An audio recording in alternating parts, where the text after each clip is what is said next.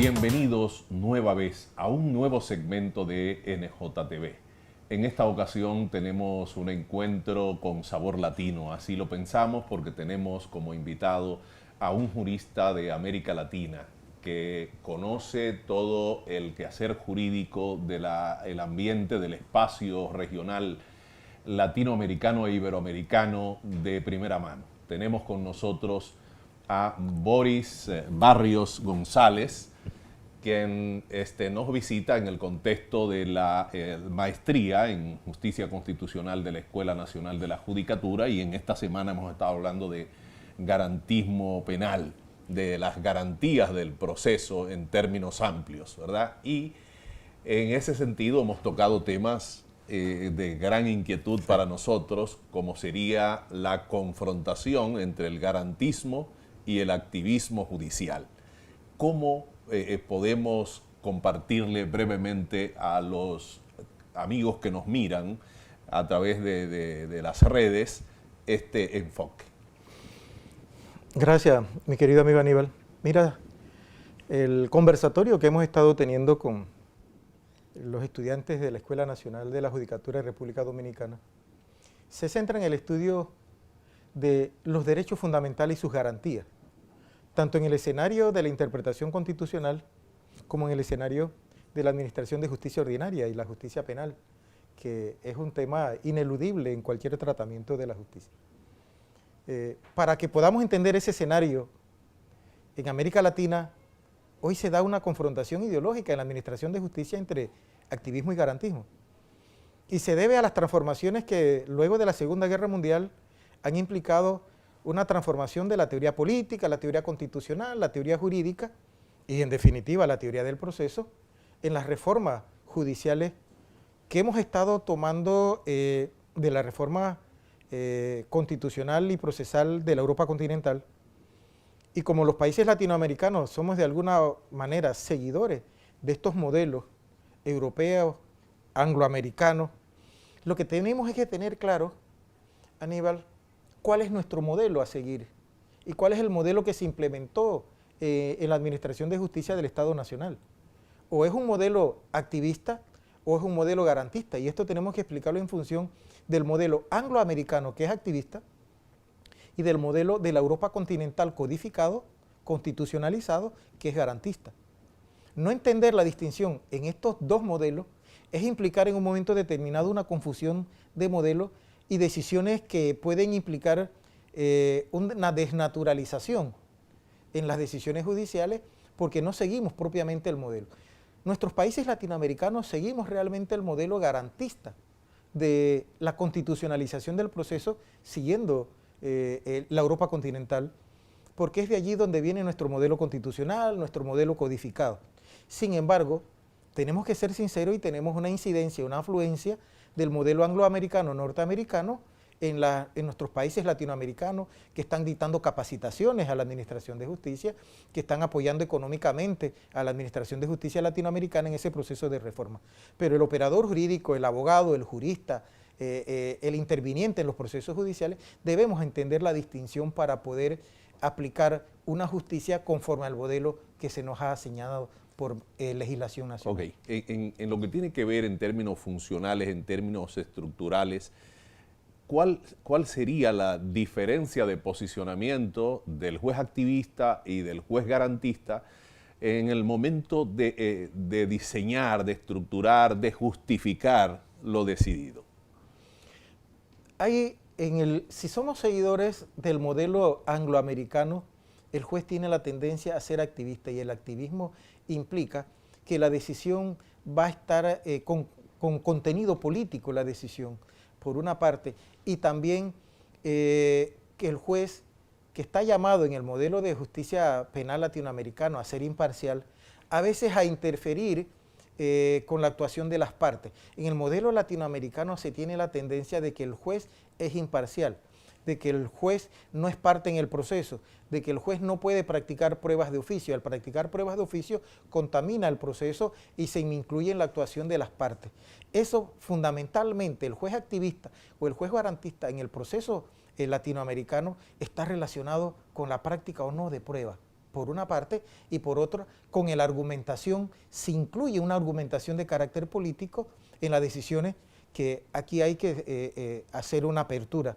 Y los cambios de paradigma implican que el juez tiene derecho a la argumentación, el operador jurídico, el intérprete constitucional, el intérprete del derecho, tiene una apertura a la interpretación, pero esa interpretación debe darse en el marco de la ley, de los precedentes jurisprudenciales, de los límites dogmáticos. No puede ser una interpretación arbitraria, porque entonces sí se entra en el escenario del juez activista. Entonces el juez activista tiene paradigmas distintos de los que tiene el juez garantista. Por supuesto que sí, en definitiva. Correcto. Y en términos de lo que sería considerar como que una cuestión es anormal dentro del sistema y la otra no, podríamos decir que lo que se espera del juez latinoamericano, del juez dominicano, sería que funcione en una lógica garantista. Es correcto. Desde el texto de la Constitución, desde el texto de los convenios internacionales que imponen desde la estructura del derecho internacional interpretaciones y adecuaciones legislativas en el derecho interno. Es un poco difícil esto. En el sistema norteamericano el juez tiene cierta vocación para crear derecho, para crear reglas de derecho, según así es. Cuál sea el enfoque, como llamamos minimalista o el más abierto de crear reglas que pudieran dar origen a algunos estándares para una diversidad de casos similares. Así es. ¿Verdad? El juez de nuestro sistema no pretende crear reglas de derecho en principio, sino interpretar y aplicar la norma. Así es. El juez norteamericano o angloamericano, para ser más preciso, tiene una libertad porque no está ceñido estrictamente por un modelo constitucional que le diga cómo tiene que resolverlo, sino que funciona en base al stare decisis, el sistema de precedente, y la desaplicación de ese sistema de precedente. Lo que significa que el juez activista angloamericano, en la aplicación de la ley a un caso concreto, puede salirse del estándar establecido si la solución a ese caso no está entre los precedentes, y puede sentar nuevos precedentes. De allí que el juez angloamericano sea un juez activista propiamente. En el caso nuestro no. En el caso nuestro todavía perviven normas que le prohíben al juez decidir por vía de disposición general o reglamentaria, incluso, ¿verdad?, con consecuencias sobre su permanencia en el sistema. Así es. Entonces está sometido a estándares del derecho internacional, por ejemplo la Convención Interamericana de los Derechos Humanos, que le dice que un modelo de derecho fundamental, cuáles son sus límites, desde la Constitución, donde marca una estructura del modelo interpretativo, y en cuanto a la codificación en la aplicación. Ok, pero entonces, ¿cómo influye el constitucionalismo, el neoconstitucionalismo, la tutela de derechos fundamentales, el punto de partida en los derechos fundamentales, en los principios y en las garantías constitucionales, en el hacer del juez? ¿De qué manera eso ha influenciado después de la Segunda Guerra Mundial, ¿verdad?, con las llamadas constituciones de la posguerra, el hacer de los jueces en los tribunales? Mira, ese ha sido un cambio de paradigma profundo, Aníbal. Ese conversatorio es amplio y tiene precisamente que ver con el operador jurídico en el estado posmoderno, en el estado de la segunda posguerra, porque recordemos, culminada la Segunda Guerra Mundial, se dan los cambios de paradigma en materia política, las proclamas constituyentes que van del modelo de Estado y constitucionalismo liberal al modelo de Estado y constitucionalismo de carácter social, primero en la Europa continental, y luego esa influencia no solo constitucional, sino también codificada, porque eso trae como consecuencia una reforma de la justicia ordinaria, se sigue entonces en los países latinoamericanos, y la incidencia es directa. El operador jurídico latinoamericano tiene que estar inmerso, por ejemplo, en el control de convencionalidad, en la jurisprudencia de la Corte Interamericana. Tienes que estar inmerso en la nueva teoría de la interpretación argumentativa del texto constitucional, y tiene que estar inmerso en la argumentación de la ley con los parámetros que se establecen desde el texto constitucional, desde la jurisprudencia sentada, desde los parámetros que le impone la ley, que no puede pasar en el contexto de la interpretación. Okay, entonces, o sea hay que escenarios. Nuestros sistemas jurídicos actuales de algún modo le crean un entorno normativo, unos principios y unas normas al juez que influyen en aquellas soluciones del silogismo Es decir, ya eso forma parte o está llamado a formar parte de un elemento histórico en el hacer judicial. Así es. Y una transformación, Aníbal, una transformación que el juez latinoamericano, el operador jurídico, el magistrado, el intérprete de la Constitución y la ley, hoy debe partir de nuevas lecturas, debe cambiar la cultura jurídica. Y en ese es el proceso en que estamos en América Latina, cambiando esa cultura jurídica del modelo del positivismo lógico jurídico. Por ejemplo, para el jurista, cuando hablamos de Kant y Kelsen, hoy está siendo cuestionado por la teoría de la argumentación frente al surgimiento de la teoría de los derechos fundamentales en el contexto constitucional y los derechos humanos en materia de internacional. Entonces, esos cambios de paradigma implican también cambios de lectura de nuevos autores, de nuevas teorías que plantean nuevas teorías. Y por eso en las universidades tenemos que actualizarnos en los cambios de programa, desde la introducción al estudiante de Derecho. Antes leíamos en Introducción al Derecho a un Villoro Toranzo, bajo el positivismo jurídico. Hoy tenemos que leernos nuevos autores, por ejemplo, Los derechos en serio de Ronald Dworkin. Tenemos que cambiar de Kant y Kelsen a Luigi Ferrajoli, a Robert Alexis, a Gustavo Zagrebelsky, que son los que plantean esas nuevas tendencias interpretativas. Entonces, claro, es un cambio de cultura. Desde luego creo que en el escenario de la universidad hay que también considerar a Kant y a Kelsen, pero como claro, algo que hay que leerlo como un fenómeno histórico. Un referente obligado, un referente sí, en ese como sentido. El antecedente que correcto, se aplica en algunos aspectos en materia de la ley, pero que, ojo, cuando se trata de la interpretación constitucional de derechos fundamentales y de derechos humanos, es otro escenario con el que tenemos que trabajar. Y el operador jurídico debe saber distinguir en un momento determinado cuando está en un caso de derechos humanos que implica tutela jurisdiccional por parte de la Constitución y la Convención, donde se compromete la responsabilidad internacional del Estado y no solamente en cuanto a la interpretación y aplicación de la ley. Ok, en América Latina, por no decir solo en República Dominicana, al tiempo que el juez está teniendo esos reclamos, esas exigencias de un nuevo enfoque o un reposicionamiento en relación al modo en que aborda la solución de los conflictos que le son planteados, hay una corriente que tiene un discurso casi unívoco en todos los escenarios, que es lo que llamamos el populismo penal. Alguien ya escribió entre nosotros, Eduardo Jorge, sobre este tema. Y el tema sería cómo se resuelve esa tensión entre ese reclamo populista y el reclamo de la función garantista de los jueces. Mira, tiene que ver, Aníbal, también con cambios que vienen de la Segunda Guerra Mundial, con los cambios que implicaron, los cambios políticos, constitucionales y jurídicos, desde las reformas del Estado, a partir de las constituciones de la Europa continental. También se habló de que esos cambios en las codificaciones y en el tratamiento de la justicia tenía que implicar modelos de política criminal. ¿Qué es lo que está pasando en nuestros países latinoamericanos, Aníbal? Nuestras autoridades no tienen un programa de política criminal. Y frente a la ausencia de programas estatales, de Estado, de país, de cómo tratar la delincuencia y hacer diagnósticos y plantear soluciones, pero bien fundadas, queda entonces el populismo político. Y el populismo político, el populismo legislativo, el populismo penal, nos está haciendo un terrible daño en América Latina. O sea que hace falta, en ese sentido, una especie de plan de nación relacionado con la justicia. Así es. ¿Verdad? De algún modo, la justicia es un referente para medir la democracia de un país. Así es, perfectamente, Aníbal. Y en ese sentido, hacer leyes, prohijar reformas que luego se abandonan en la forma en que a menudo, por ejemplo, urbanizadores inician un proyecto, venden todo y luego dejan abandonado el proyecto.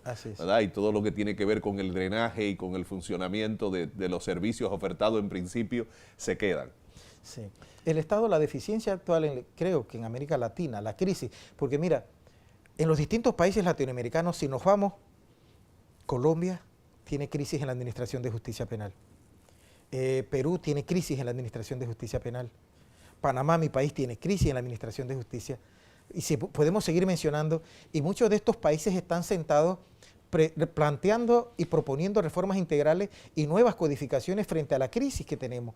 Hay una crisis, aquella de que hablaba Ferrajoli, de que habla Ferrajoli, ¿verdad?, en el garantismo penal, de la crisis de la legalidad que genera leer el derecho desde el marco constitucional, de los principios, de toda esa densidad que proveen los valores constitucionales al ordenamiento que de algún modo cambian todo el derecho, ¿verdad? Y eso genera una crisis. Pero igual los jueces de nuestro tiempo tenemos la crisis del cambio del escenario con la revolución tecnológica, la rapidez con que fluyen las informaciones acerca de lo decidido y la manera en que comunicamos lo decidido, que sigue siendo más o menos con el discurso del siglo XIX. Así es, y crea una crisis en un nuevo elemento que el operador jurídico no está tomando en cuenta, porque los cambios que se han dado en la administración de justicia, antes bajo el modelo del Estado liberal, el constitucionalismo liberal, podíamos hablar que una decisión judicial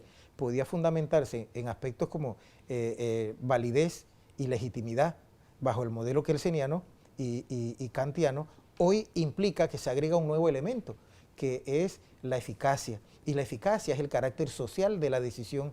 Y entonces estamos olvidando, el jurista latinoamericano, que la decisión judicial no solo debe resolver un problema entre las partes, sino también un problema de carácter social y hacer docencia social. Mira, hay un fenómeno que se nos está viniendo encima a nivel latinoamericano también por falta de esa política criminal, que es el cibercrimen. Y hoy los países latinoamericanos, ¿qué estamos haciendo? Estamos adicionándonos al convenio de Budapest que creó la Comunidad Económica Europea.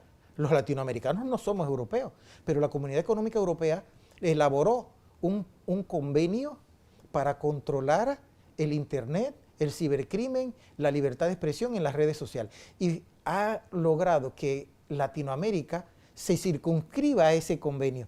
Desde el punto de vista internacional, a mí me parece bien, porque debe ser una unificación a nivel internacional, porque el ciberespacio va más allá de la frontera y el delito cibernético va más allá de la frontera. Pero nuestros países latinoamericanos nos hacen priorizar en temas de política criminal cuestiones que no son un problema para nosotros. Así es. O no lo son en la magnitud que para los países centrales, los países del primer mundo. Y entonces tampoco nuestros países lo toman en la debida seriedad, estableciendo programas para su adaptación. Porque ¿qué es lo que deben hacer los latinoamericanos en política criminal? Bueno, tomar el convenio que firmó el país y nombrar unas comisiones que se dedican a su adaptación al modelo de país que tenemos. Entonces no lo estamos haciendo correcto y eso nos trae entonces las crisis en el modelo de administración de justicia, porque cuando se le presenta eso a un juez, el juez tiene que resolver con lo que tiene que resolver con el modelo interpretativo que tiene, pero si no se le da en un programa de política criminal parámetros que le ayuden a resolver conforme a la lógica planteada desde el convenio internacional, desde una estructura de Estado o de una visión de país, el operador de jurídico entonces tiene que trabajar con lo que tiene. Lamentablemente esto es solo una cápsula y llegamos al final de este encuentro de NJTV. Muchas gracias al doctor Boris Barrios González de Panamá, de América Latina, que ha estado con nosotros hoy en este diálogo tan interesante.